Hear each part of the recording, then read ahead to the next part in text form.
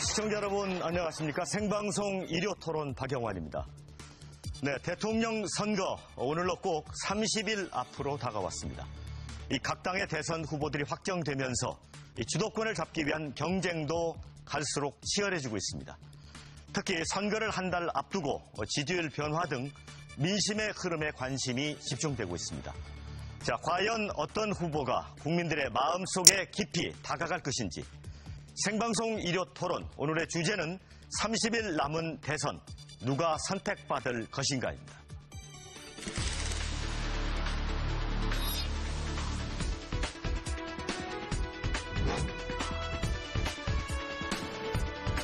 정의로운 통합의 시대로 나아가겠습니다. 강력한 우파정부 수립을 이래 이끌 수 있는 대통령. 보수의 재건을 바라는 국민의 여망을 모아 노동개혁 정부를 수립할 것입니다.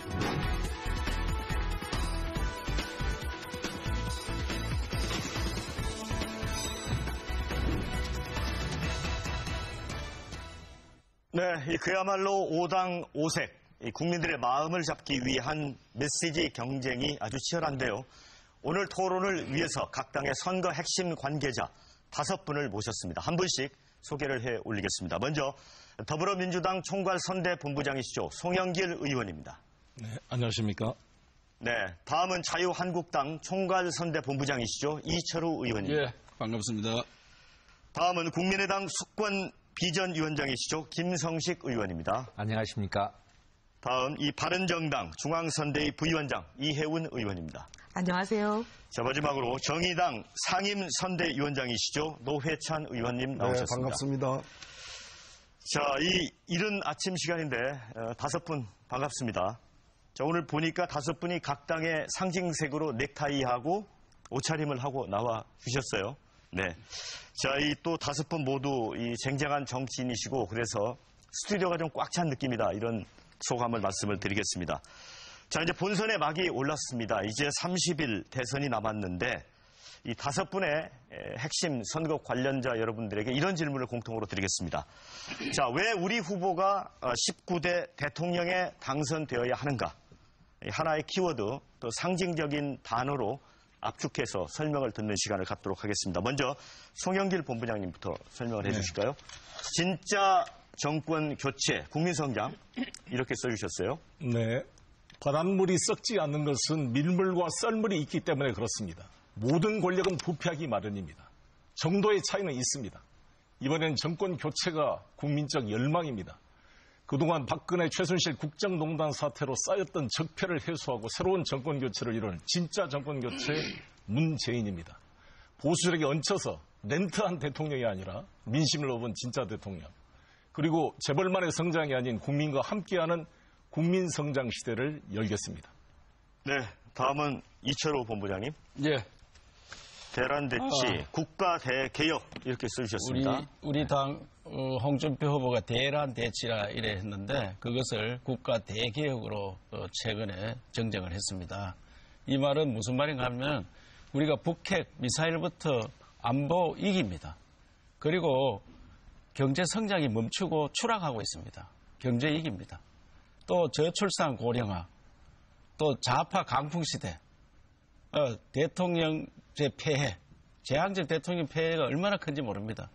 이런 것들을 한꺼번에 일소하는 그런 국가 대개혁을 이루어서 새로운 성장 또 살기 좋은 나라를 만들기 위해서 정의로운 검사 출신 또 경륜이 있는 홍준표 후보가 해낼 것으로 믿습니다. 네, 다음은 김성식 수권비전위원장님. 미래를 여는 첫 번째 대통령 이렇게 써주셨어요. 네, 봄날은 하루하루가 다릅니다. 실록의 색깔도 꽃도 마찬가지입니다. 5월은 국민이 대통령이 되는 달입니다. 국정농단 대통령도 아니고 개파 패권의 대통령도 안 됩니다. 안철수 후보는 미래를 여는 첫 대통령이 되겠다고 말했습니다. 팍팍한 삶에 지쳐가는 우리 국민들 다시 꿈꿀 수 있어야 합니다. 미래와 통합으로 나아가는 유능한 민생정부로 국민의당과 안철수 후보는 보답하겠습니다. 감사합니다. 네, 다음 이혜훈 부위원장님. 문제는 사람이다. 잘못된 과거를 고쳐서 새로운 나라를 만들자. 나라다운 나라를 만들자. 모두가 공감하는 말입니다. 그러나 바꾸는 것만이 능사가 아닙니다. 제대로 된 사람으로 바꾸는 것이 중요합니다. 첩첩산중으로 쌓여온 적폐를 제대로 청산하고 경제와 안보의 이중위기를 제대로 해결할 수 있는 능력을 가진 사람을 뽑아야 합니다.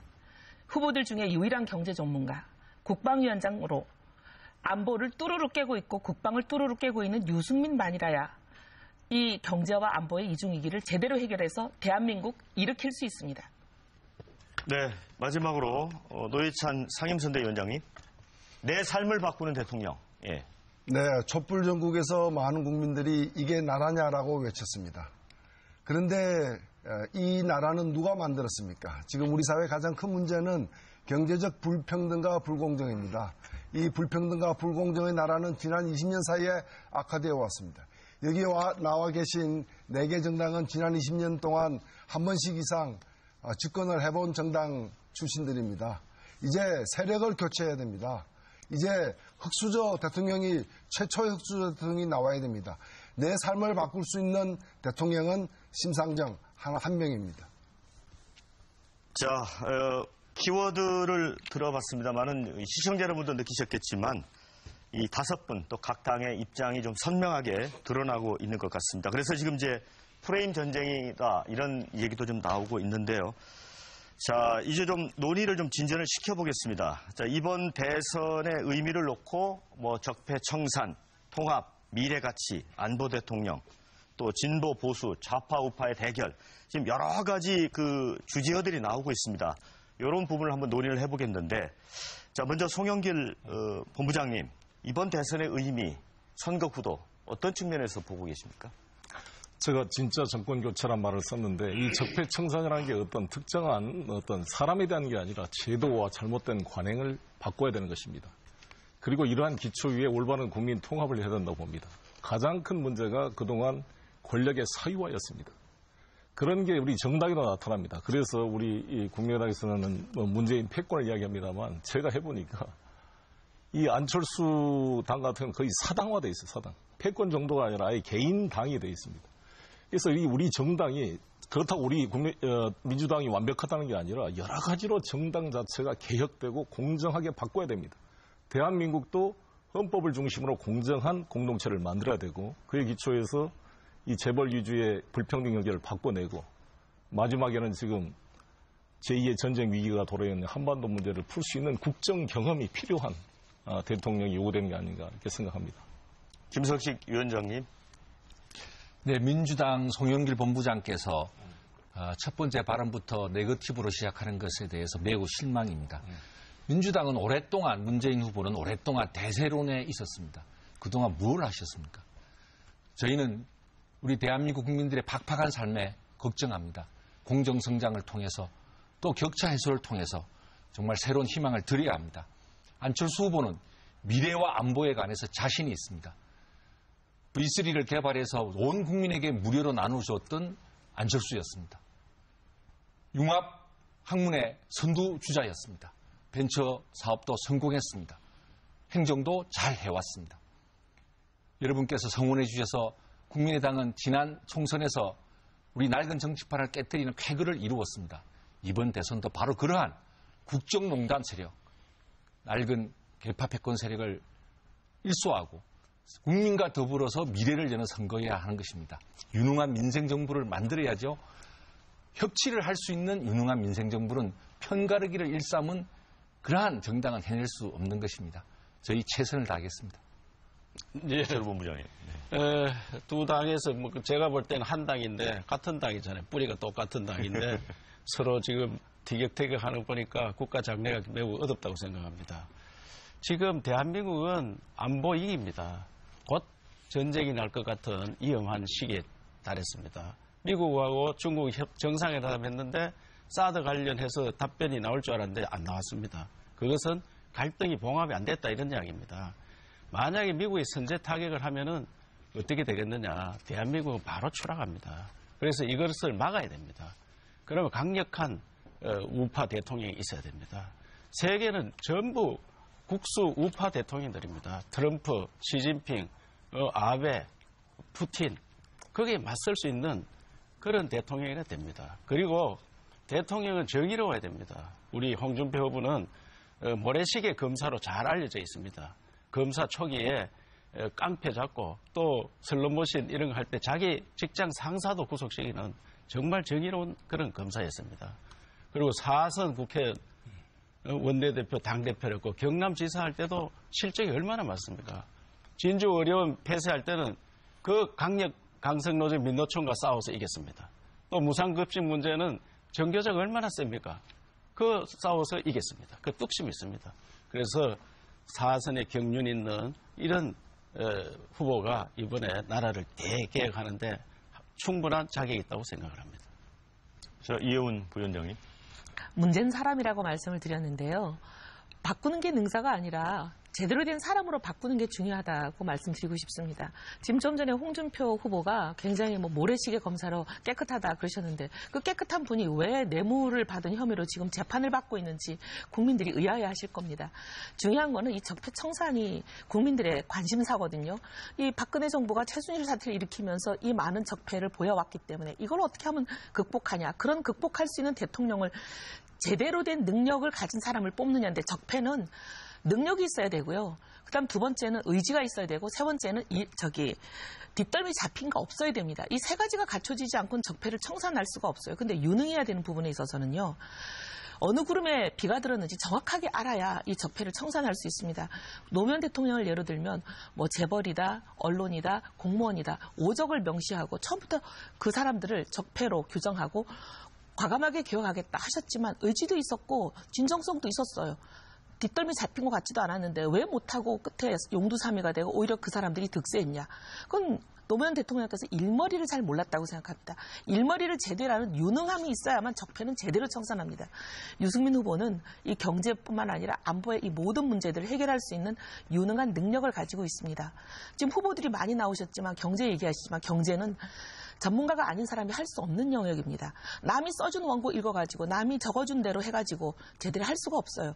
어느 구름에 비가 들었는지 정확하게 아는 사람이 그것을 해결할 수 있거든요. 유일한 경제 전문가입니다. 그리고 안보 문제 지금 자유당에서 말씀하셨는데 안보 문제야말로 국민의 생명을 숨통을 죄어오는 안보 문제 이건 해결해야 되는데 국방위원장으로서 누구보다도 정확한 정말 안보를 뚜루루 깨고 있고 국방을 뚜루루 깨고 있기 때문에 능력을 가지고 있습니다. 네, 지금 이게 들어보면 이제 민주당하고 국민의당, 자유한국당하고 바른정당 이렇게 각기 두 당이 좀 각을 세우는 부분도 있는데 우리 노회찬 의원님은 최순실의 딸 정유라가 이렇게 얘기했습니다. 돈도 실력이다.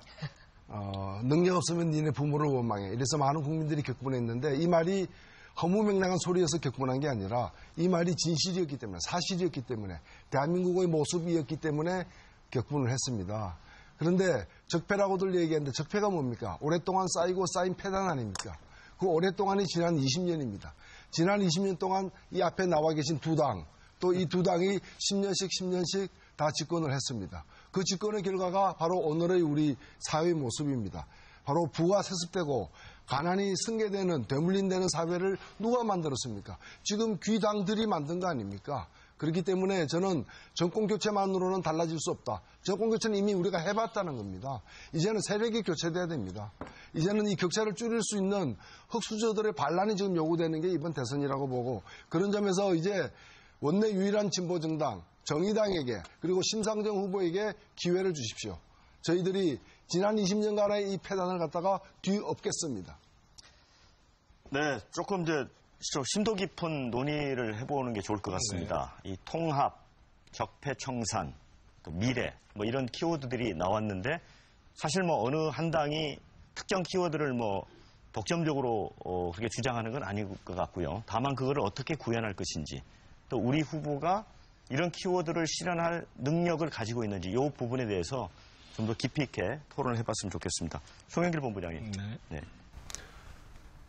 통합은 헌법 정신으로 돌아가는 것입니다. 그 헌법에 국민의 모든 권력은 국민에게서 나오고 권력을 국민에게 돌려주는 그런 대통령이 돼야 된다고 생각합니다. 문재인 후보는 광화문 대통령을 표방했습니다. 청와대를 국민에게 돌려주겠습니다.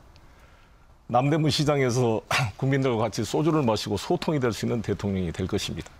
국민의 아픔을 어루만져주는 대통령이 될 것입니다. 비정규직 문제를 해결하고 이 격차를 해소하는 일자리 대통령이 될 것입니다. 그리고 무엇보다도 지금 한반도가 위기입니다. 아까 우리 이철 의원님께서 선제 공격 말씀하셨는데 정말 선제 공격을 막고 한반도 평화를 지킬 수 있는 유일한 후보가 저는 문재인 후보라고 생각합니다. 사드 배치 논란도 있고 그렇습니다만 대한민국의 국익을 지키기 위해서 미국한테 잘못된 것은 분명히 우리의 입장을 전달할 수 있는 능력을 가지고 미국과 중국의 관계를 잘 설득해서 남북 관계를 풀어낼 수 있는 분은 왜 문재인인가?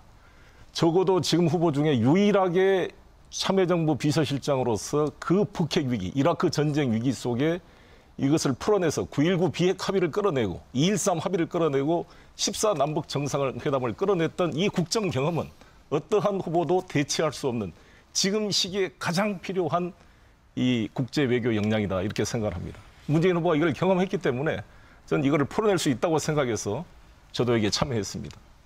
예.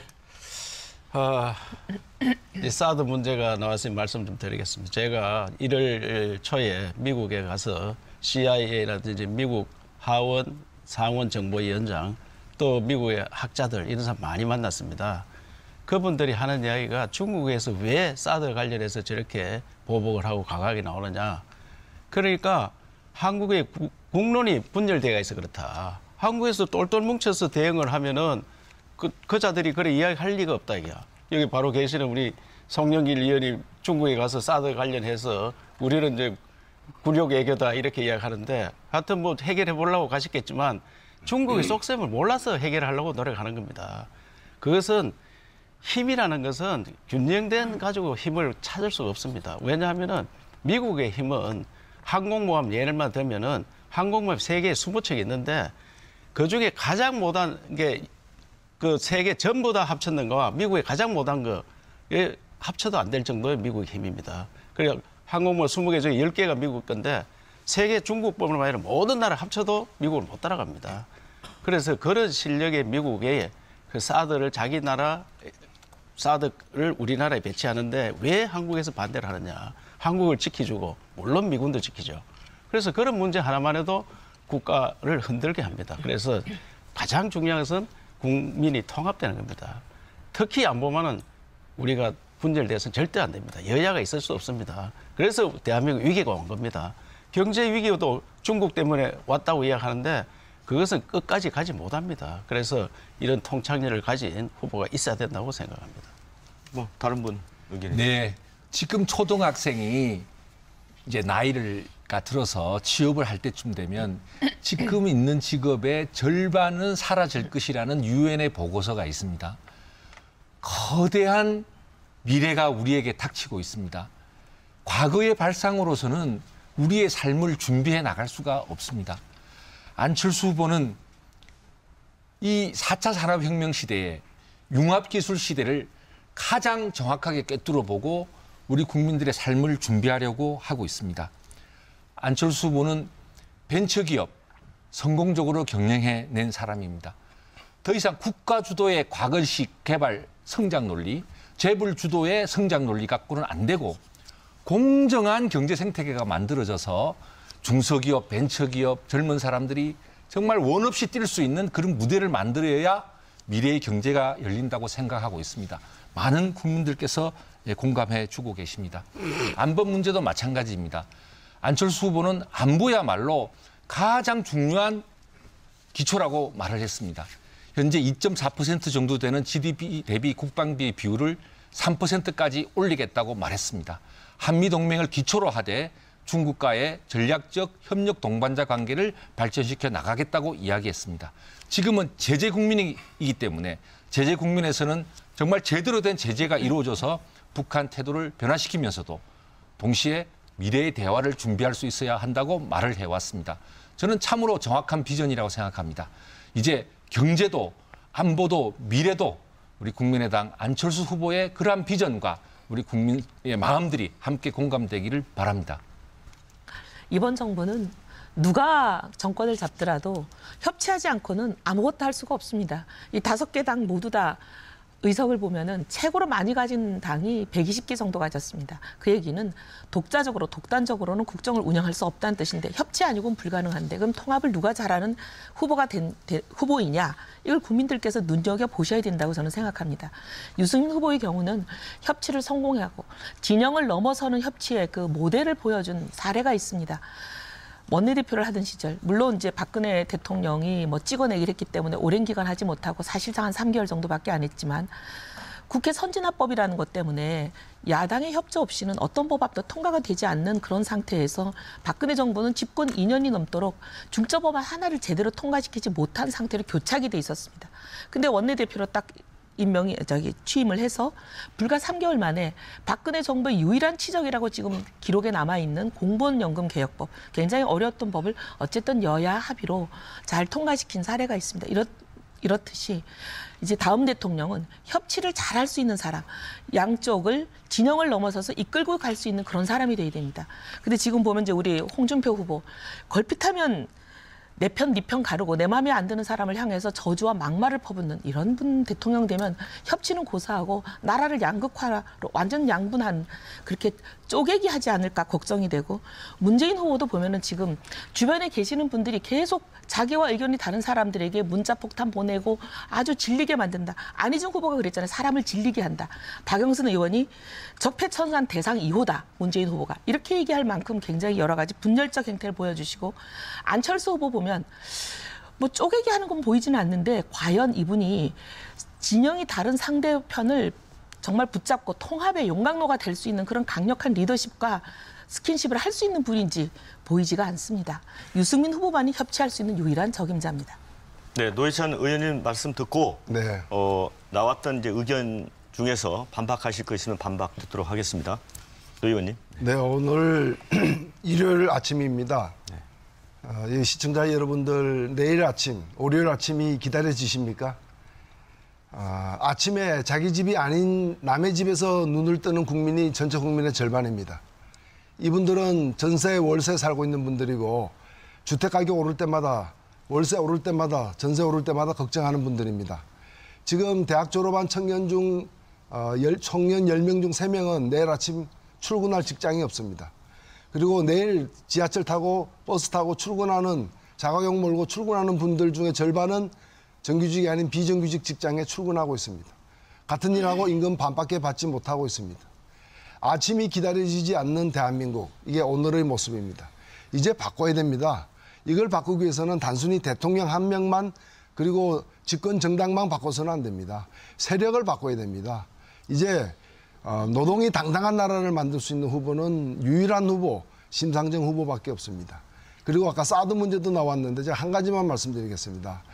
저는 각각의 입장이 다 다를 수 있다고 생각됩니다. 그러나 입장에 좀 일관성이 있기를 바랍니다. 언제는 사드 문제에 대해서 반대한다고 했다가 언제는 국민투표 붙이자고 했다가 이제는 국가 간의 합의이기 때문에 따라야 된다거나 이런 식으로 되면은 도대체 안보를 위한 철학이 안 보입니다. 그래서 안보가 안 보이면 어떻게 합니까? 그래서 일관된 입장을 가지고 좀 겨루기를 바랍니다. 네, 이제 나왔던 제가 의견 중에 그 반박을 좀 하면요. 저도 수많은 비난 문자를 받습니다. 정치인들은. 정도의 차이가 있지. 이것을 어떤 특정 후보한테 연결시키는 건 잘못이라고 생각이 들고요. 이런 문화들은 우리가 서로 간에 극복해야 될 과제다 이렇게 생각을 합니다. 그리고 사실 정치가 되면 모든 정치인들이 다 장밋빛 미래와 새로운 건 희망을 이야기합니다. 그런데 저희들이 몇 번 국민들이 속았어요. 사실 저도 영웅시대, 야망의 계절 이걸 통해서 이명박 대통령의 성공신화 기업인이 유인촌 씨가 나오고 유동근 씨가 나와가지고 멋있고 잘생긴 배우가 완전히 기업인의 신화를 만들어서 기업인이 경제를 일으킬 것이다. 성공한 기업인이 경제를 끈다. 이렇게 홍보했지만 우리가 이명박 뽑아놔서 정말 20조가 넘는 완전히 이 4대강 록조라 때에다가 이 자원외교 손실에 국가가 망가졌습니다. 완전히. 그리고 선덕여왕 영화를 보면서 정말 선덕여왕 같은 여성 대통령을 기대했더니 완전히 순실이를 뽑아가지고 순실이한테 이런 조종당하는 이런 사람을 뽑았습니다. 그래서 저는 이렇게 드라마에 홀려가지고 일시적으로 폭등하는 테마주는 우리말로 작전주입니다. 이거를 잘못 사게 되면 폭락할 수가 있습니다. 우리는 2번이나 이런 경험을 했기 때문에 정말 이 사람이 어떻게 차곡차곡 쌓아왔고 평소에 인생의 삶을 챙겨왔는가 이걸 봐야 되는데 제가 문재인 후보 친문 세력도 아닌데 문재인 후보 선대 본부장을 맡게 된 이유는 이분이 학생운동에 그 어려운 피난민 가족의 흙수저로 태어나가지고 큰아들인데 학생운동에 참여했어요. 감옥에 갔다 왔는데 또 군대에 가서 공수특전단으로 군복무를 마쳤는데 해남 대응사에서 고시공을 하면서 주민등록을 옮겼다는 거예요. 왜 옮겼냐? 예비군 훈련 안 빠질러 옮겼다는 겁니다. 지금 두드러기가 나서 군대를 안 간 황교안 부총리, 턱이 이사가도 안 간 원세훈 전 총리, 목이 아프다고 군대를 안 간 이명박 전 대통령. 우리나라의 총리 이런 사람들, 장관들 군대 갈 때만 되면 이상하게 몸이 아파서 군대를 못 가고 장관하면 건강하게 잘 돌아다니는 특이한 체질을 가진 사람들인데 이렇게 그분이 그때 대통령 되려고 이렇게 관리했겠냐고요. 스님들하고 같이 예비군 훈련까지 받았답니다. 난 이러한 철저한 이 국방 의무하든지 국민으로서의 이런 자세를 갖춘 분이 싸워왔습니다. 그리고 사법연수원을 차석으로 졸업을 했는데 로펌에 가지 않고 인권 변호사로 활동을 해왔고 6월 민주항쟁에 참여했고 그리고 드디어 이게 국정에 참여를 해서 경험을 쌓아왔습니다.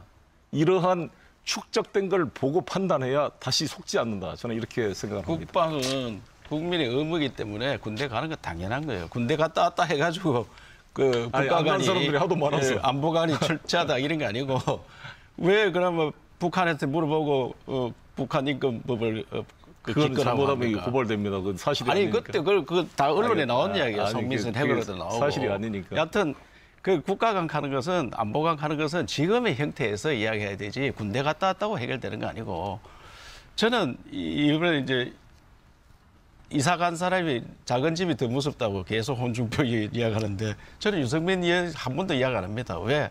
결국은 한 식구 될 사람들끼리 그렇게 막 치고 싸우고 국민들이 제일 싫어하는 그런 거예요.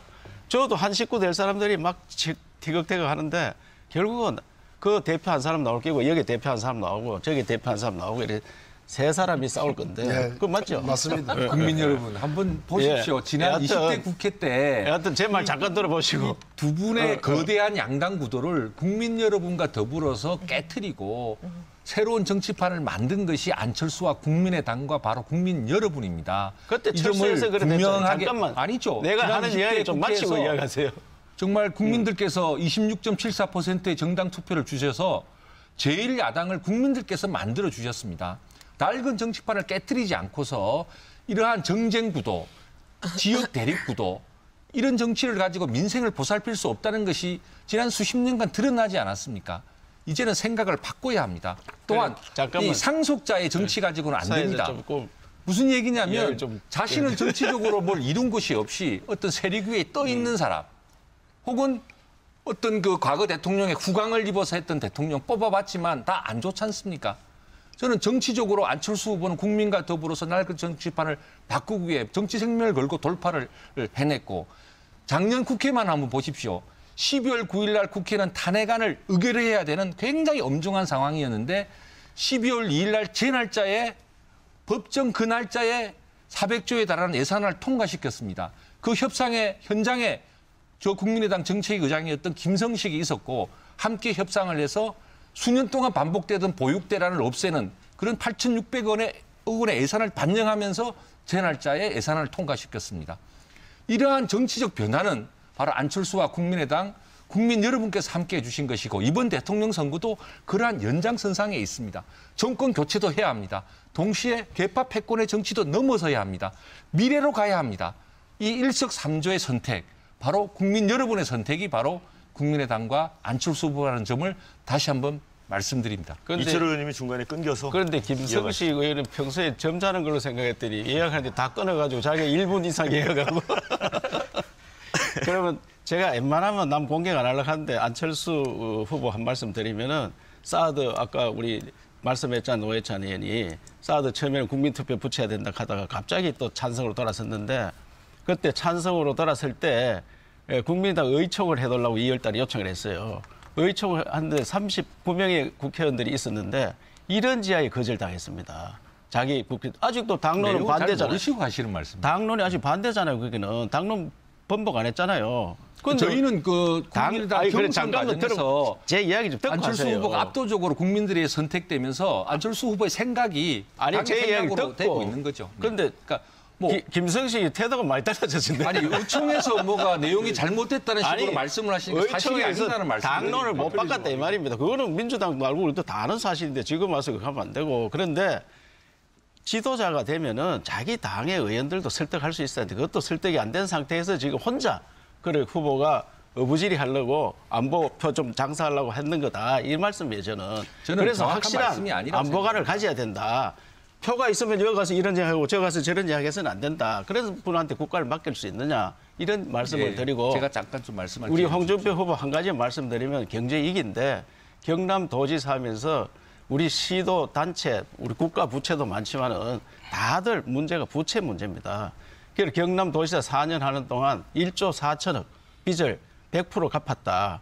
하루에 10억씩 갚았다. 그것도 행정계획을 통해서 땅 한 평 안 팔고 했다는 그런 실적을 보여주고 있고 진주 의료를 하는데 1년에 100억씩 손해보는 이런 의료를 폐쇄할 때 민노총에서 전국적 민노총이 가 달라붙고 우리 당에서도 그래 하면 안 된다고 이야기하고 복지부 이런 데에서도 그래 하면 안 된다고 모든 사람이 하는데도 자기는 이건 안 된다. 나라를 위해서 이런 계속 손해보는 이런 일은 하면 안 된다. 이거는 강성노조의 자기들의 패권이다 이것도. 그래서 그걸 해결하는 그런 뚝심 있는 정치인 이런 분들이 필요하다고 생각합니다. 네, 지금 너무 이렇게 토론하고 지금 바깥 세상은 똑같은 것 같아요. 몇 개의 당이 다 독점해버려가지고 국민들의 목소리를 제대로 전달받지 못하고 있는데 이 말씀을 드리고 싶습니다.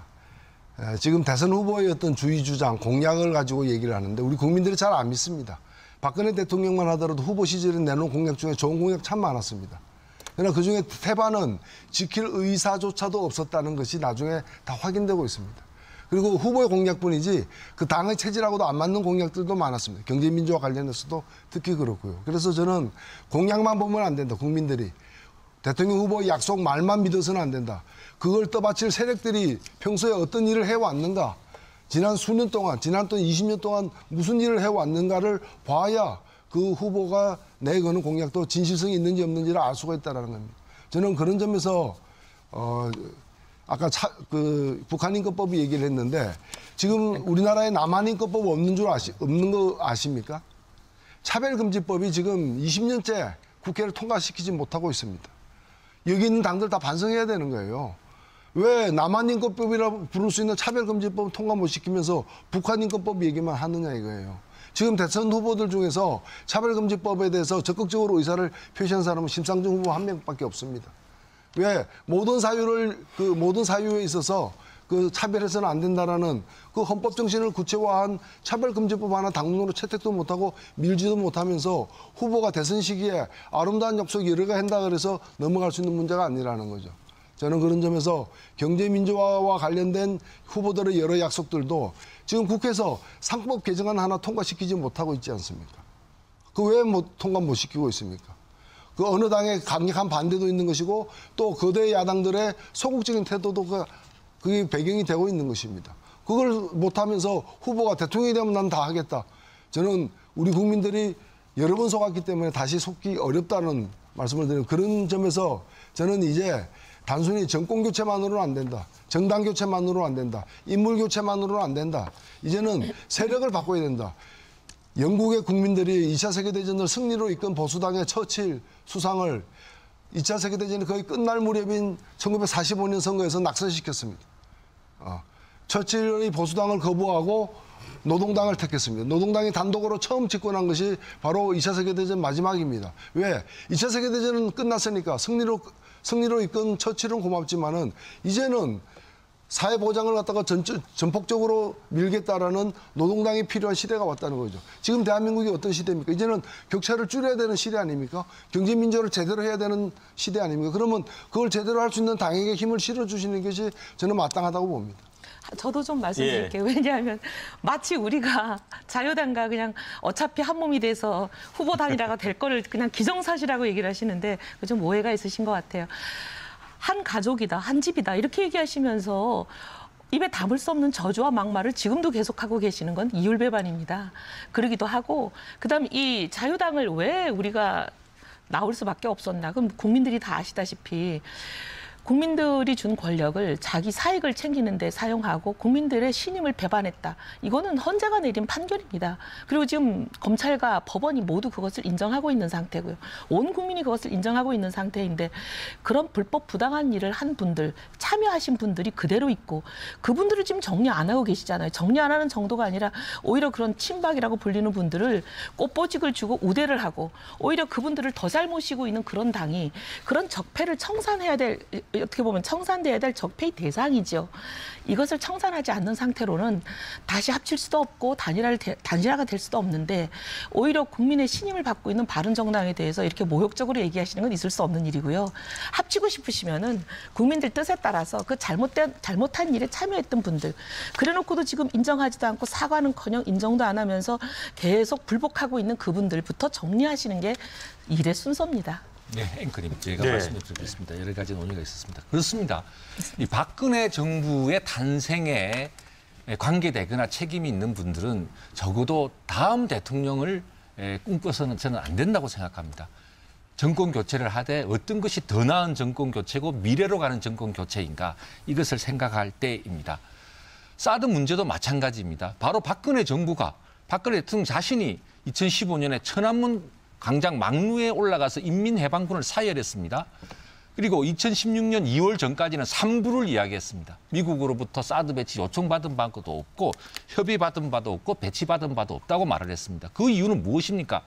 사드 배치 문제를 가지고 어떻게든 북핵 문제를 막아보는 협상의 채널로 중국에 대한 압력의 수단으로 써보고자 했던 그 고민이 담겨 있는 거 아니겠습니까?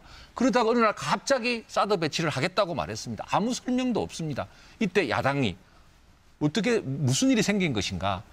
국회에 여러 가지 의견을 들어라라고 말할 권리와 의무가 있는 것입니다. 그런데 어쨌든 양국 간의 사드 배치가 합의되었습니다. 대통령 후보가 된 안철수 후보의 입장에서 나름대로 이미 정권에서 합의를 이룬 그 사안에 대해서 나름대로 그것을 존중하면서 다음 문제를 고민하겠다고 말하는 것이 훨씬 책임 있는 태도 아니겠습니까? 저는 이런 것이 바로 안보에 대한 우리 국민의당에 대한 신뢰를 높일 수 있다고 생각을 합니다. 뿐만 아니라 사드는 북핵 문제가 해결되면 더 이상 한반도에 필요가 없지 않습니까? 이런 문제를 가지고 중국과도 협의해서 중국이 더 북한에 대해 책임 있는 제재에 동참할 것을 요구해 나갈 수 있다고 이렇게 말씀드립니다. 안철수 후보는 혼자 당선된 것이 아니고요.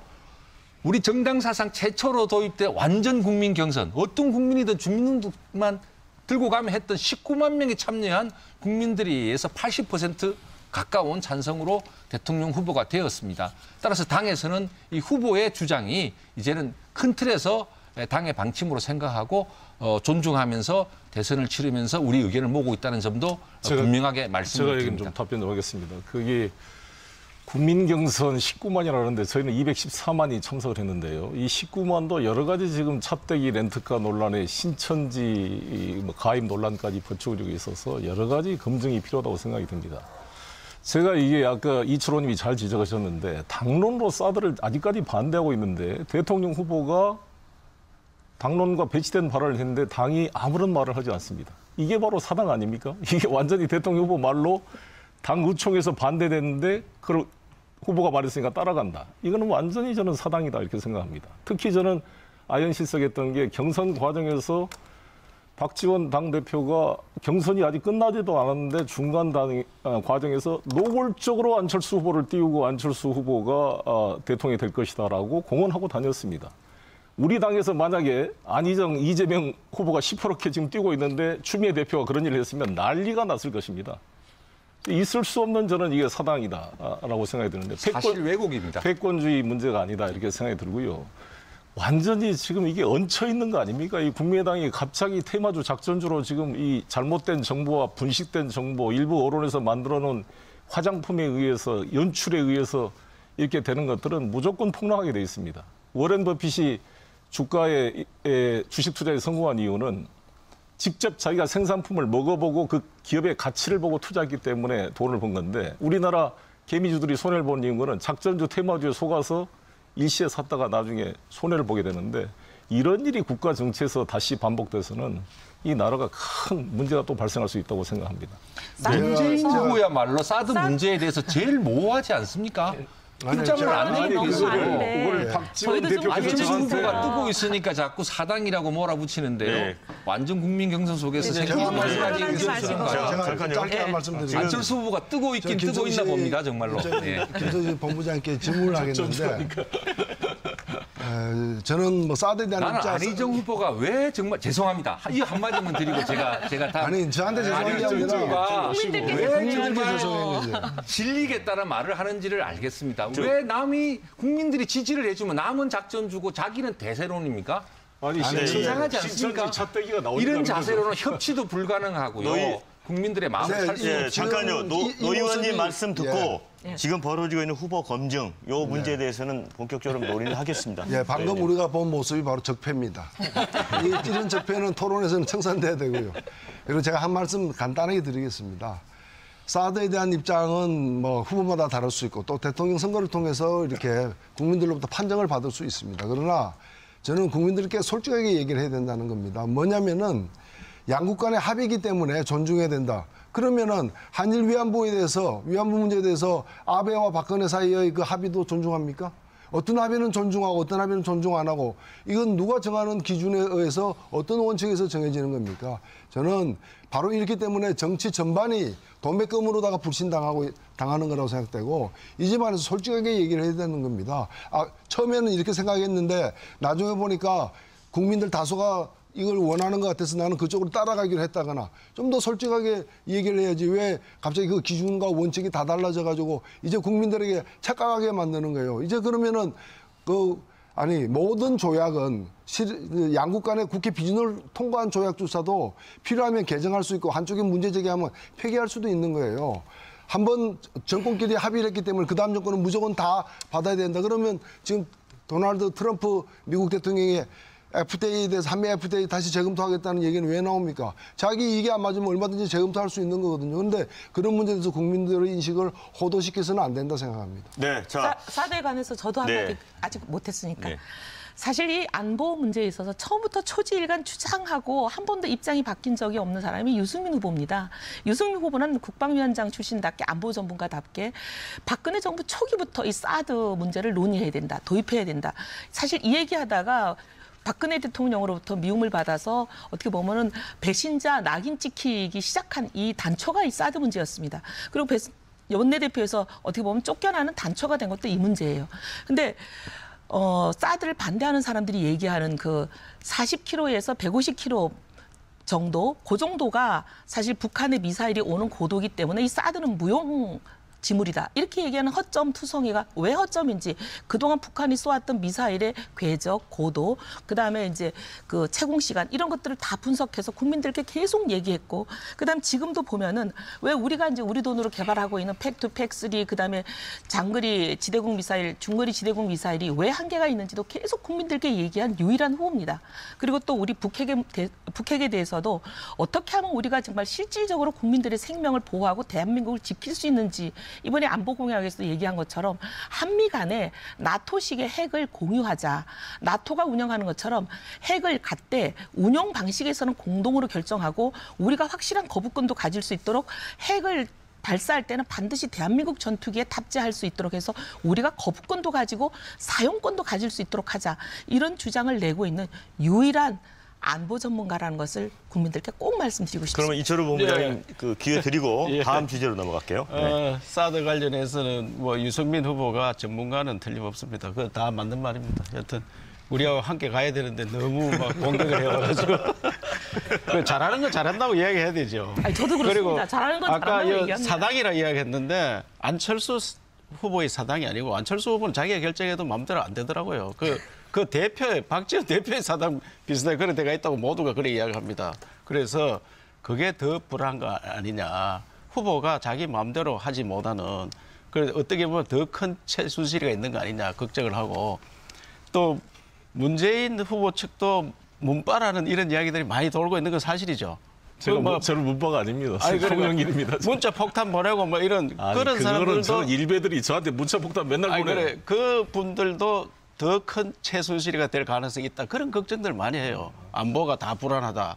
그래서 이런 나라 어떻게 맡길 수 있느냐 해서 정말 우리는 안보만은 여야가 없어야 된다. 확실히 그런 관념을 갖고 있으니까 그걸 함께 해주시기 바랍니다. 네, 자 지금 이제 박근혜 대통령 탄핵 사태 이후에 이제 대통령의 자질 검증 이 부분에 대해서는 사실 국민들이라면 다 관심이 있는 부분입니다. 그런데 지금 이제 후보들의 가치관, 주변, 또 과거의 일, 행보, 발언, 또 여러 가지 이제 그 공세들이 지금 이루어지고 있습니다. 그래서 이게 무차별적인 흑색 선전인지, 정말 검증인지, 네거티브 공세인지 좀 헷갈려하는 분들도 있거든요. 이 부분에 대해서 논의를 좀 해봤으면 좋겠습니다. 어느 분이 먼저 말씀을 하시겠습니까? 예, 좀 뭐 이어서 제가 말씀을 좀 드리죠. 예, 우리 시청자 여러분 한번 판단해 보시기를 바랍니다. 표창원 민주당 의원이 민주당 의원이면서도 안철수 후보에 대한 이런저런 의혹 제기라는 것이 참으로 적절치 않다. 이런 비판을 했어요. 문희상 상임고문도 마찬가지입니다. 뭘 계속 들추구나 계속 이런 식으로 헐뜯는 것은 바람직한 일이 아니고 오히려 이제 민주당 후보에 대해서 문재인 후보에 대해서 아들 문제나 이런 것이 나왔을 때 고마해라 이렇게 할 게 아니라 오히려 제대로 좀 밝히는 것이 좋겠다. 오죽했으면 문희상 상임고문께서 그런 얘기를 했겠습니까? 저는 이러한 그 안철수 후보가 국민들과 더불어서 새로운 희망이 되고 양강구도를 형성해 나가니까 뭐 여러 가지 견제구를 날리는 것까지는 좋겠습니다만 좀 제대로 된 검증을 하셔야지 마구잡이로 이렇게 이야기를 하는 것은 안 맞고요. 아까 존경하는 우리 송영길 의원께서 지나가면서 신천지 이야기를 하셨는데요. 저희는 지난 대선 때 문재인 후보가 거기 관련 그 어떤 매체에 배너 간거한 거, 또 이해찬 당시 그 2000년 초반에 당대표가 신천지 관련 단체에 축사 보낸 거 다 알고 있지만 저희는 이런 거 갖고 문제 제기를 하지 않습니다. 왜? 그게 핵심적이고 본질적인 문제가 아니니까요. 아까 계속 뭐 두 분께서 저희 국민의당에 대한 진단이 각각 다른 걸 비판의 지점이 다른 걸 보니까 두 분 진단이 다 틀린 겁니다. 그도 말씀드리지만 국민의당은 작년에 모두가 정치 생명을 걸고 양당 구도와 싸웠고 국민들께서 만들어주신 당입니다. 지금 이미 탄핵이 한번 이렇게 국민들의 힘에 의해서 광장의 촛불에 의해서 마무리된 이후에 국민들께서 서너 발짝 빨리 움직이고 계신 거죠. 이제는 미래로 가야 되겠다. 더 나은 미래를 준비해야 되겠다. 협치를 할 수 있는 유능한 민생 정부를 해야 되겠다. 편가르기를 일삼는 그러한 정당은 정권을 잡아도 제대로 못하겠구나. 남을 질리도록 하는 세력은 안희정 후보가 말했듯이 예? 정권을 잡아서도 안 되고 국정 운영도 잘 못하겠구나. 저는 이런 것을 국민들이 느껴가는 과정에 있다고 생각합니다. 이제부터는 잠깐만 말씀드릴게요. 진정으로 의미 있는 후보들의 자질이나 정책을 가지고 토론하기를 진심으로 바라고 국민의당에 네거티브, 헐뜯기 스스로 안 했으면 좋겠습니다. 실제로 있는 사항을 한번 물어보겠습니다. 그때 38명 국회의원 되는데 지역구에서 25명 됐죠. 네. 그걸 호남 외에서 된 사람이 여기 있는 계신 분하고 안철수와 두 분 뽑혔잖아요. 그래도 대구 경북에서 저희는 정당 투표에서 이동 투표를 했고 20%를 넘는 아니 어느 정당이 전국적으로 그렇게 골고루 정당 투표를 받은 정당이 어디에 있습니까? 그래, 그것은 호남에서 선택받은 그런 당입니다. 그 당은 지금도 그렇고 그래서 민주당이 싫어서 그게 당을 다 찍어준 거예요 지금. 그래서 저는 호남에서 선택받았다는 것을 자랑스럽게 생각하고요. 아니 호남당이라 생각하는 게 거기서 더해서 전국 정당이 될 수 있는 기반을 지난 20대 총선에서 26.78%라는 정당 지지도로 국민들께서 전국적으로 고르게 토론을 보여주셨다고 생각합니다. 고르게 하겠습니다. 김선식 토론을 하는데 이야기를 듣고 이야기를 해야 되는데 요새 뭐 후보 지지율 좀 올라갔다고 안하무인 된 것 같아요. 그 당이. 그렇지 않습니다. 말씀을 초점 있게 하셔야죠. 안하에 재앙적 대통령 폐해가 이런 데서 나온다니까요. 그래서 계속 국민의 당의 이름이지만 국민적 정당은 아직 아니다. 그래서 지금 40명인데 그것도 뭐 두 사람이 들어와서 40명이 됐는데 그 당의 대통령이 되면은 어떻게 나라를 이끌어갈 수 있겠느냐. 그 국민들이 불안한 거예요. 그 단지 우리 당이 그동안 잘못했으니까 우리 당에 지지하는 분들이 마음이 상해서 지금 잠깐 그거가 있는데 끝까지 가지 않아서 생각합니다. 저들이 잘못했는 거 틀림없고요. 네. 그래서 이런 나라를 바로 세야 된다고 생각합니다. 제가 아까 네거티브 하지 말자 말씀하셨는데 네거티브에 이렇게 많이 다가간 사람은 문재인 후보입니다. 사실 우리 박지원 대표께서 아침마다 문재인 후보를 공개하는 그래서 문모닝이라 그럽니다. 거의 한 달에 한 240번을 했다 그래요. 우리가 몇 번 한 거 가지고 이렇게 아파하고 정책 토론하자 그러는데 지지율이 오르면 그만큼 검증이 필요합니다. 문재인 후보에게 가해졌던 수준의 검증이 안철수 후보에게 가해진다면 일주일 안에 화장된 게 아니라 연출된 모습이 아니라 벌거벗은 자기의 모습을 드러내야 국민들로부터 평가를 받을 것이다. 신천지 문제는 저희가 제기한 게 아니라 국민의당 내부에서 제보돼서 문제가 된 사안이라는 것을 말씀을 드리겠습니다. 그래서 기업인 출신이고 성공한 벤처기업이라는데 그것도 정확히 해봐야 되고 V3 무료로 나눠줬다는데 인터넷 업체에서 처음에 쓸 때 다 무료로 나눠줍니다. 마이크로소프트도 마찬가지고. 그래야 자기 제품이 깔려져야 그다음부터 콘텐츠를 파는 겁니다. 이걸 가지고 여러 가지 검증이 필요하다는 것이죠. 지금 왜 사모님께서 병리학을 그 서울대 교수와 카이스트 교수에 됐는가에 대해서도 과연 그게 자격이 되는가, 남편 때문에 1+1로 되는가 논란이 있는 것입니다. 이런 것은 정확히 검증이 필요한 건데 이 검증을 네거티브라고 하면 안 되고 적어도 저는 문재인 후보에게 가해졌던 그 수많은 검증과 네거티브에 대해서 한 반이라도 수용하고 해명하는 자세가 필요한 게 아닌가 이렇게 생각을 합니다. 저도 좀 말씀드릴게요. 네거티브 하지 말자. 우리가 그 네거티브가 굉장히 나쁜 거라는 식으로 국민들을 겁박주고 압박하는 바람에 사실 대통령에 대해서 검증 제대로 못해가지고 이 최순실 사태가 왔다. 이 국민들이 이거 굉장히 개탄하고 후회하고 발등 찍는 일 아니겠습니까? 근데 네거티브는 안 되지만 검증은 제대로 해야 됩니다. 네거티브와 검증을 정확하게 분리해야 된다고 생각하고 두 당에 다 말씀드리고 싶은 것은 지금 한쪽은 아들 취업 문제에 대해서 저희 당의 하태경 의원이 응시원서라는 걸 공개를 했더니 지금 후보께서 하시는 말씀이 그거 위조일 가능성이 있다 이렇게 말씀하시는데 육안으로 보면 누가 봐도 한 사람의 글씨 같지가 않아요. 최소 두 사람 이상이 거기다 손댔을 것 같은 게 모두의 생각인데 그냥 위조 가능성이 있다. 이제 마이 했다이가 고마해라. 이렇게만 하실 일이 아니라 그건 당사자가 할 말이 아닙니다. 국민들이 고마했다 해야죠. 왜 당사자가 고마해라. 그러니 이거는 당당하고 떳떳하시다면 응시원서를 국민 앞에 공개하셔야 됩니다. 그렇게 해서 네거티브 고마해라 하지 마시고 네거티브에 대해서 당당하게 대응해 주시기를 바라고 우리 안 후보 측에는 저도 좀 이해가 안 되는 게 분명히 보면 그때 채용 절차가 시작되기도 전에 주요 일간지에 뭐라고 나왔냐면 안철수 교수가 옮기는 게 좋겠다는 의견을 피력해서 대학 측도 채용을 결정했다. 이거는 벌써 채용 절차가 시작도 되기 전에 이미 채용이 결정됐다는 보도까지 버젓이 나 있는 거거든요. 그리고 전공이 전문성이 없다고 카이스트 당시 총장이 절차적으로는 하자가 없지만 그 채용은 공정하지가 않았다라고 공개하고 있는 이런 상태에서 후보가 되실 분이면 법꾸라지처럼 법적으로 하자가 없으니까 괜찮아라고 할 일이 아니라 이거는 사실 국민 앞에 당당하지 못했고 떳떳하지 못하다라고 사과할 일인지 이거는 국민 앞에 얘기해야 되는 문제예요. 대통령이 법적으로 하자 없다고 무조건 넘어가면 우병우 됩니다. 국민들은 이거 용납 안 하시거든요. 그래서 이 두 분 그냥 무조건 네거티브다 이렇게 하실 일은 아니라고 봅니다. 네, 자 이제 논의를요. 저 진짜 민심이 어디에 있느냐 이게 사실 시청자들이 가장 궁금한 부분이기도 합니다. 근데 최근에 대선 한 달을 앞두고 이제 여론조사 지지율이 이제 출렁거린 부분이 있는데 여론조사는 이제 항상 변하기 마련이잖아요. 자 민심이 과연 어디에 있느냐? 뭐 현장에서 이제 선거운동을 하시는 분들이기 때문에 감이 좀 다를 거라고 생각합니다. 노회찬 의원님부터 진짜 민심 어디에 있습니까 지금?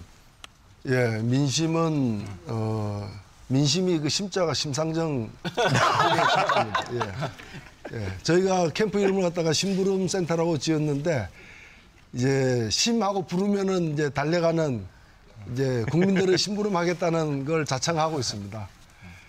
지금 뭐 여론조사는 특히 이번 대선을 앞두고 여론조사는 굉장히 이렇게 유동적인 것 같습니다. 제가 뭐 신뢰되는 표현일지 모르겠습니다만 그분들을 보트 피플이라고 했는데 사실 1년에 그 지금 이번에 그 구 여권에서는 후보 내는 것 자체가 사실 형식적으로 내는 것이지 진정으로 국민들에게 다시 정권을 달라고 얘기할 처지는 아니라고 저는 사실 보고 있고요. 그러다 보니까 구 여권 보수층 그 표심들이 마치 보트 피플처럼 여기저기를 떠돌아다니고 있어요. 뭐 1월 달에는 반기문 후보에게 갔다가 그다음에 황교안 총리에게 갔다가 그다음에 뭐 안희정 후보에게도 잠시 갔다가 다시 이번에는 또 안철수 후보에게 가는 듯 보여집니다. 그래서 이게 최종적으로 어디로 갈지 또 어디서 흩어질지는 더 가봐야 알겠고요.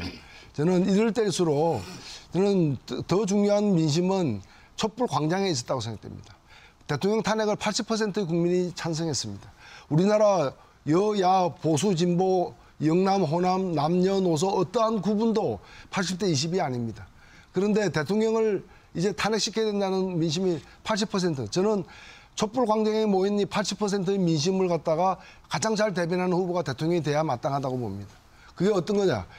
단순히 대통령 탄핵만이 아니라 이게 나라냐라는 그 절규에 묻어있는 새로운 나라를 만들기 위한 염원들, 이제 불평등하고 불공정한 그간의 대한민국을 끝장내고 공정하고 평등한 나라로 가고 싶어하는 그 열망을, 그게 저는 민심이라고 봅니다. 단순히 인기 투표하듯이 나타나는 어떤 후보에 대한 어떤 개인 지지도가 중요한 것이 아니고, 지금 제대로 이번 대선이 의미 있는 대선이 되려면, 그리고 국민들의 어떤 요구를 갖다가 받아 안는 대선이 되려면 촛불 광장의 그 민심, 그 불공정하고 불평등한 나라를 바꿔내는 그런 철학과 비전과 그리고 소신이 있는 정당과 후보가 이번에 집권을 해야 된다고 봅니다. 저는 뭐 그런 점에서 이제까지 살아온 길을 보면 앞으로 걸어갈 길을 안다는 뜻에서 이 심상정 후보만큼 촛불 광장의 민심을 가장 제대로 대변할 후보가 어디 있느냐? 어디 있습니까? 노회찬 후보가 더 잘할 것 같습니다. 우리는 많습니다. 그래서 저는 심상정 후보가 정의당의 후보로서만이 아니라 촛불 시민들의 염원을 가장 잘 해결할 수 있는 촛불 대통령으로서 충분한 자격이 있다고 생각됩니다. 예, 심부름 센터 잘 해주시기 바랍니다. 저들도 필요하면 심부름 좀 시키도록 하겠습니다. 물론 우리 당이 잘못했습니다. 제가 국민께 여러 번 사과드리고 또 오늘도 사과드리겠습니다. 그래서 이 나라를 건국하고 산업화하고 민주화를 이룬 우리 당입니다. 우리를 지지하는 그분들, 보수 우파 세력 그분들이 지금 갈 곳 없어서 헤매는 모습을 정말 안타깝게 생각합니다. 노회찬 의원께서 말씀을 잘 해주셨는데 지금은 뭐 안철수 후보에게 간 듯이 보입니다. 그러나 이분들은 국가를 크게 걱정을 하고 있습니다. 이 나라가 잘못하면은 을남처럼 되는 거 아니냐, 이런 걱정들을 많이 합니다. 그래서 결국은 국가 안보를 지킬 수 있는, 또 경제를 성장시킬 수 있는 그런 후보를 찾게 될 겁니다. 그래서 지금 홍준표 후보는 출마 선언한 지가 한 달이 안 됐습니다. 뭐 두 당의 후보는 벌써 5년, 6년이 된 그런 후보들이고, 그래서 국민들께서 잘 모릅니다. 그래서 잘 알려지면은 정말 정의로운 사람이고 또 경륜이 있는 사람, 또 실적을 쌓은 사람, 이런 사람이 나라를 다스려야 된다, 나라를 함께 해야 된다는 그런 생각이 들었을 때 우리 보수 우파 그분들이 주저없이 돌아오리라 생각하고 거기를 향해서 저들도 열심히 또 해야 된다고 생각합니다. 네. 헬 조선의 탈출구가 필요합니다. 오죽했으면 우리 젊은이들이 여기 우리나라를 헬 코리아도 아니고 헬 조선이라 그러겠어요. 봉건 시대의 양반 쌍놈처럼 정규적 비주기적 차별이 심해지고 있습니다. 이 헬 조선의 탈출구, 문입니다. 문이 필요합니다. 뚫고 나갈 수 있는 열릴 수 있는 문이 필요합니다. 새롭게 문을 열어야 됩니다. 분단의 벽을 열고 차별의 벽을 열어야 됩니다. 문재인이 열 것입니다. 문재인 후보는 이번 부산 연설에서 지금 이 동남권 부울경이 제2의 러스트벨트처럼 완전히 조선 해운 때문에 좀 무너지고 있습니다. 이것에 대한 탈출구가 뭐냐?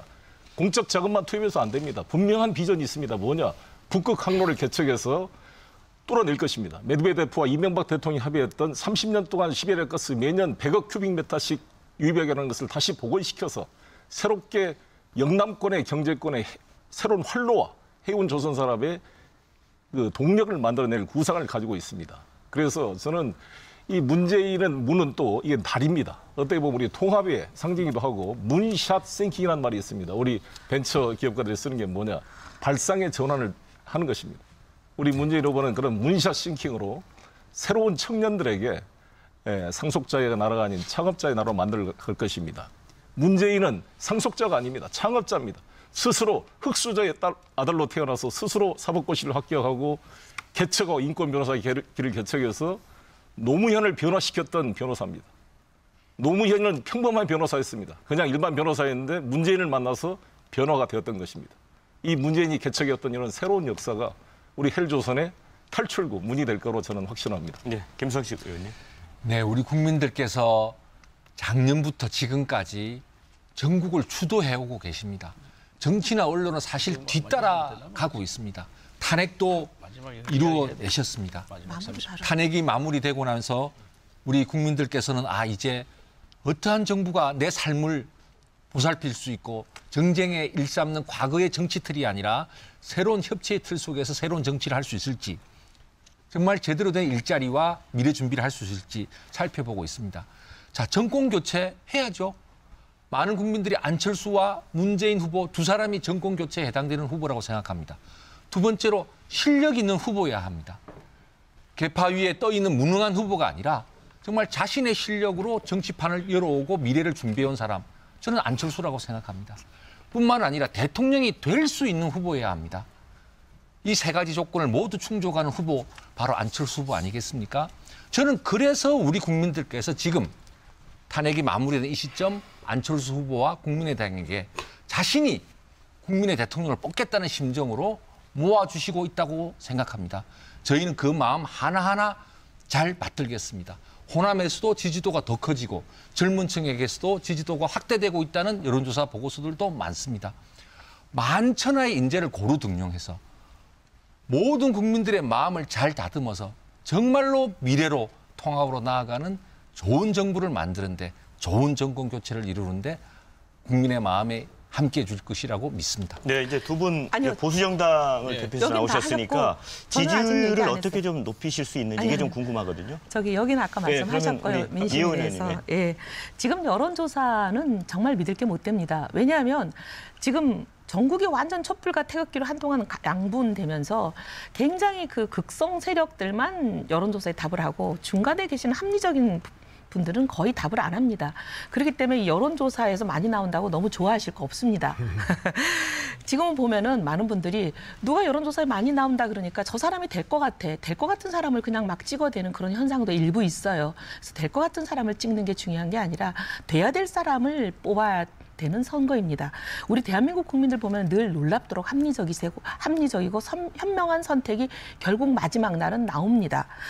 그래서 경쟁의 민심이 저는 이번 대선에서도 어떻게 보면은 그동안 광장의 민심은 이번 선거 대선을 만드는 틀을 열었지만 결국 마지막 날 선거에서는 미래를 보고 과거는 이제 지나가는 것이니까 미래를 보고 대한민국을 제대로 이끌어줄 사람을 현명하게 선택할 것이다. 현명함을 믿는데 과거 보면은 실정 실패, 그 정권의 실정 실패에 분노한 사람들이 무조건 반대편을 묻지마 투표로 그냥 마구 찍어가지고 우리가 찍고 나서 돌아서자마자 잘못 뽑았다, 뭐 손가락을 자르고 싶다 이런 얘기 속된 표현으로 많이 하면서 굉장히 한탄하는 그런 재앙을 계속 되풀이해 왔습니다. 이번엔 절대 그렇게 되풀이하면 안 되고 남은 한 달 동안의 후보들 검증 토론이 저는 굉장히 집중적으로 이루어질 걸로 보는데 이걸 보시고 누가 정말 이 경제를 살린 사람인가? 누가 유일하게 남이 써준 원고 읽지 않는 사람인가?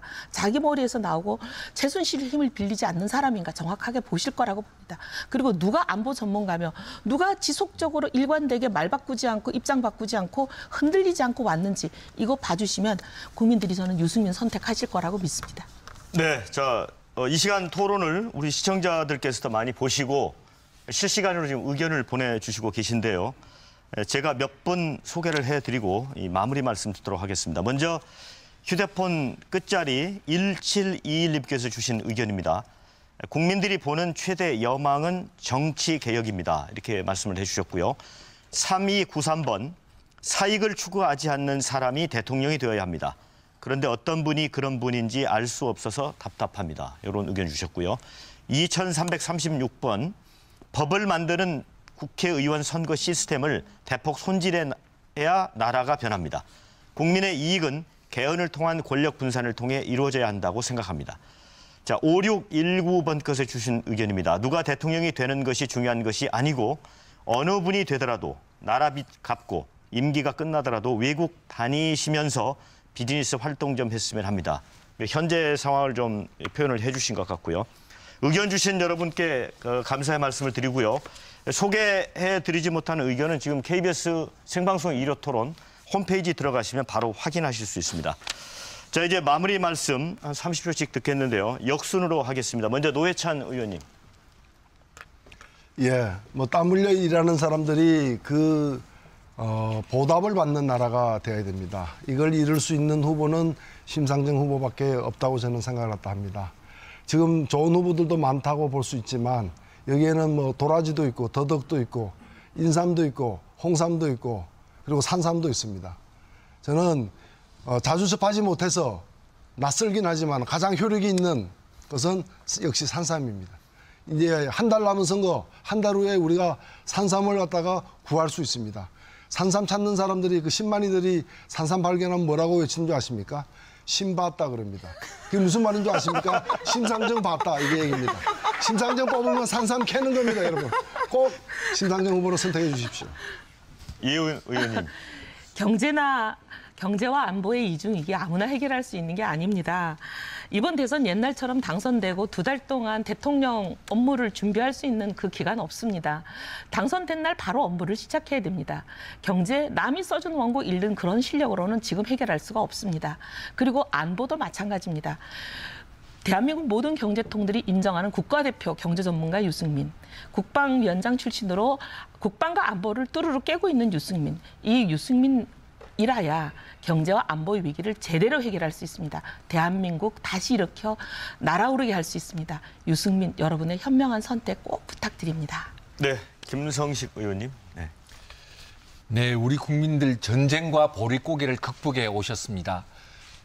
7, 80년대 공단의 불빛을 밤새 밝히면서 일해 오셨습니다. 민주화에 나서 주셨습니다. 요즘 젊은 청년들 매우 좁아진 기회에 힘들어하고 있습니다. 긍정적인 부분 또 어려운 부분 다 보듬고 우리는 대한민국은 새로운 대한민국이 되어야 합니다. 그러려면 과거의 정쟁틀을 벗어나야 합니다. 우리 안철수 후보와 국민의당 정말 미래를 여는 첫 정부, 첫 대통령이 되겠습니다. 편가르기 하지 않고 유능한 인재, 실력 위주로 드림팀 만들어서 민생을 챙겨가는 정부가 되겠습니다. 우리 국민 여러분이 스스로 만들어가는 첫 정부이기도 합니다. 함께 해주십시오. 네, 이철호 의원님. 홍준표 후보 이제 출마 선언한 지 한 달이 채 안 됐습니다. 초등학교 다닐 때 하도 가난해서 이사를 5번 다니는, 그래서 학교가 다 다릅니다. 초등학교 6년 동안. 그런 어려운 가정에서 태어나서 고시에 합격해서 정의로운 검사였습니다. 모래시계란 그런 검사였고, 또 자기 직속 상관 검사장을 구속시킬 수 있는 그런 강골이었습니다. 또 4선 국회의원에다가 경남도지사 하면서 채무 1조 4천억을 다 갖고 민노총 정교조 그 무서운 사람들과 싸워서 이겼습니다. 그래서 이 나라를 이끌어가는 것은 용기와 결기가 있어야 됩니다. 앞으로 대한민국은 안보 이깁니다. 이번 정권 교체가 잘못되면은 나라가 교체된다고 합니다. 그래서 이번 선거는 대한민국, 자유 대한민국을 지키는 전쟁으로 생각하고 있습니다. 그래서 반드시 나라를 지켜야 되기 때문에 홍준표 후보 이런 분이 당선돼서 대한민국을 발전시켜야 된다고 생각합니다. 네. 선거는 끝날 때까지 끝난 것이 아닙니다. 지금 기울어진 운동장이 다시 똑바로 될 때까지 열심히 뛰겠습니다. 네, 송영길 의원님. 산삼이 좋긴 한데 발견되면은 돈 많은 사람이 먹게 됩니다. 캔 사람이 먹을 수가 없습니다. 모든 국민들이 먹을 수 있는 고구마가 바로 우리 문재인입니다. 가장 배고프고 힘들 때 서민과 함께하는 고구마 같은 서민의 정치인, 서민의 대통령이 될 것입니다. 성공한 기업인이 성공한 대통령이 될 수가 없습니다. 우리는 이미 이명박 신화의 거짓을 통해서 이미 경험했습니다.